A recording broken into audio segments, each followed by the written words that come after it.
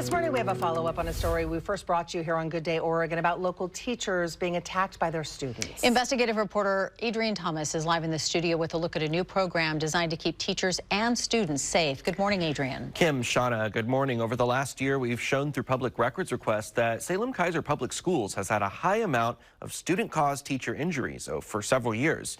With funding now secured from the state, the district hopes a new program that combines education and professional mental health treatment will make a difference.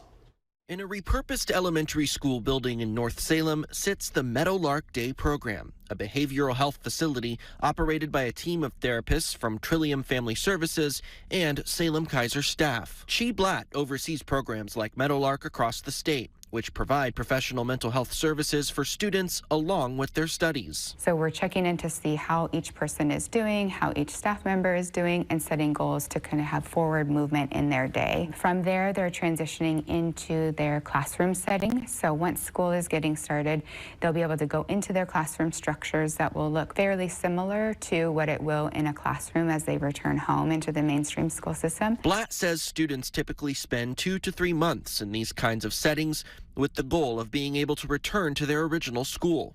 Students can be evaluated to enter the program after being referred to Trillium by a school counselor. It offers a safe space for students with the greatest mental health needs. What is it about this approach that you believe is successful and effective? The model that our team holds clinically is that we are going to have the classroom setting where the teachers really kind of focused on progressing the educational component of what we do here with the overlaying process of the mental health interventions. From Salem-Keizer's side, Director of Mental Health and Social Emotional Learning, Chris Moore, is also helping oversee the program. We spoke to him late last year in our continuing coverage of student-caused teacher injuries in the district. At the time, Moore told us that they employ a team of behavior intervention trainers who train staff in de-escalation tactics and who respond when a student physically lashes out toward a teacher. Moore says the district has added a second behavior intervention center where students who harm their classmates or teachers can continue studies in a smaller, more supervised setting,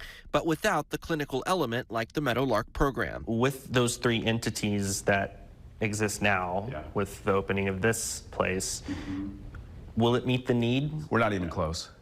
We could open up 5 more of these programs today in our area, and there is definitely a level of need.